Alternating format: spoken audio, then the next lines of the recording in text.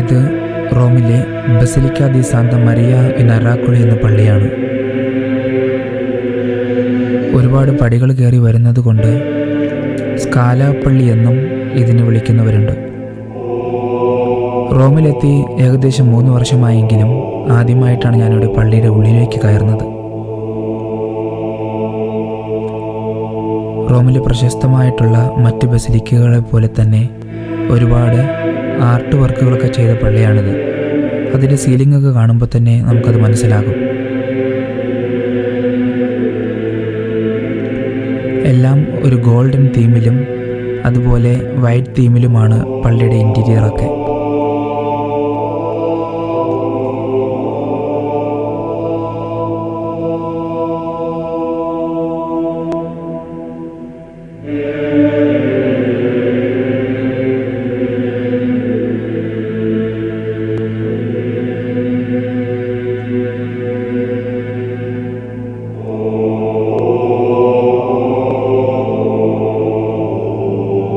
ഈ കാണുന്നത് അൾത്താരയുടെ ഇടതുവശമാണ്.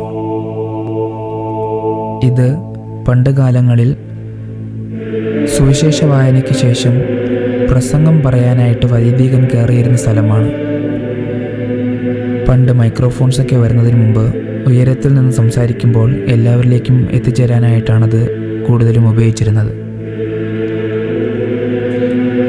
Second Vatican കൗൺസിലിന് മുമ്പ് ഒരു പള്ളിയിൽ ഒന്നിലധികം അൾത്താരകൾ കാണപ്പെടുന്നത് നോർമലാണ്. സോ അതുപോലെ ഈ പള്ളിയിൽ കാണപ്പെടുന്ന പള്ളിയുടെ ഇരുവശങ്ങളിലുമായിട്ടുള്ള മറ്റ് അൾത്താരകളാണിത്.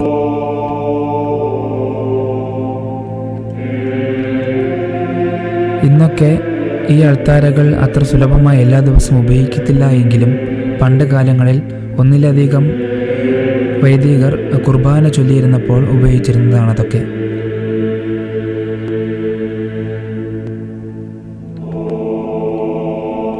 ഒരുപാട് പഴക്കമുള്ളൊരു പള്ളിയാണ്.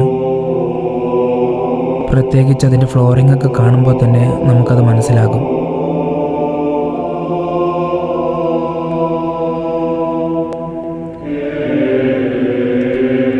ഞാനിപ്പോൾ ഈ വീഡിയോ ഷൂട്ട് ചെയ്യുന്നത് 2025 ജൂബിലി ഇയറിലാണ്.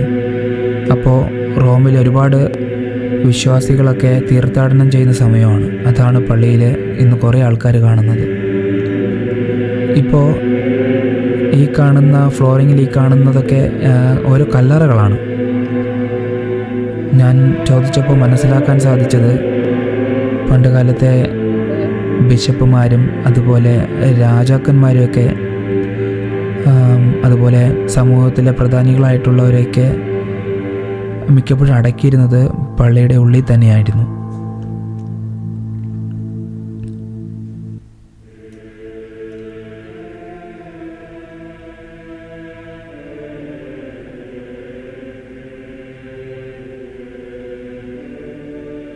ഇത് അൾത്താരയുടെ വലതുവശത്ത് കാണുന്ന ഒരു എൻട്രൻസ് ആയിരുന്നു.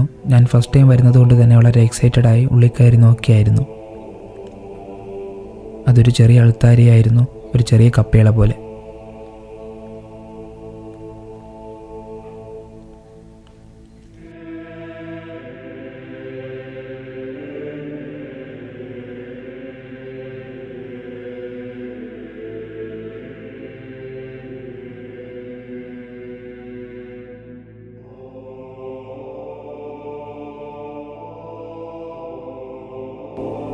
പള്ളിയുടെ ഈ തറയിലൊക്കെ കാണുമ്പോൾ നമുക്ക് മനസ്സിലാകും ഓരോ പീസസൊക്കെ ആയിട്ടാണ് അത് കാണുന്നത്.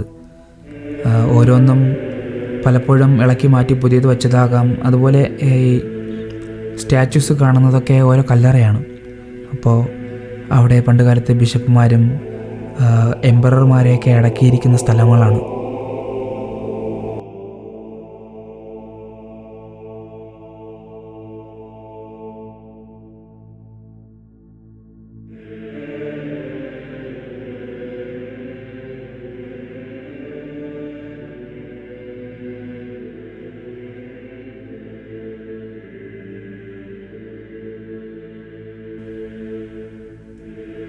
ഞാനിപ്പോൾ ഈ പള്ളിയിൽ നിന്ന് പുറത്തേക്ക് പോവുകയാണ്.